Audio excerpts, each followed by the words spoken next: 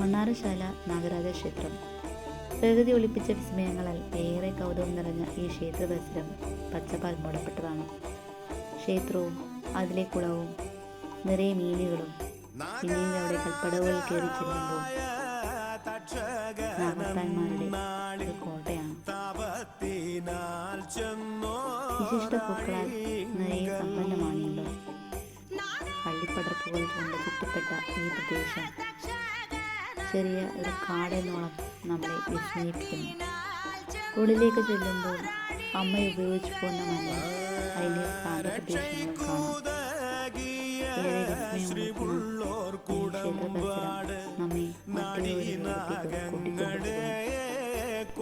ഉള്ളിൽ മറ്റൊരു ലോകമെന്നുള്ള ഒരു ആമക്കുളം നമുക്ക് കാണാം.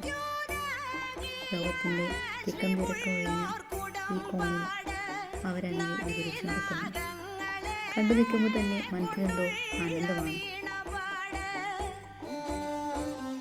എല്ലാം മറന്ന് അവയെ കണ്ടു നിൽക്കുമ്പോൾ ഒരു നിമിഷം നമ്മുടെ മനസ്സിൽ ശൂന്യമാകുന്നു. എല്ലാ തിരക്കുകളും മാറ്റിവെച്ച് ഒരു പകൽ കൂടെ കഴിഞ്ഞ് മനസ്സ് നിറയെ പച്ചപ്പ് മാത്രം നിറഞ്ഞ പച്ചപ്പ്.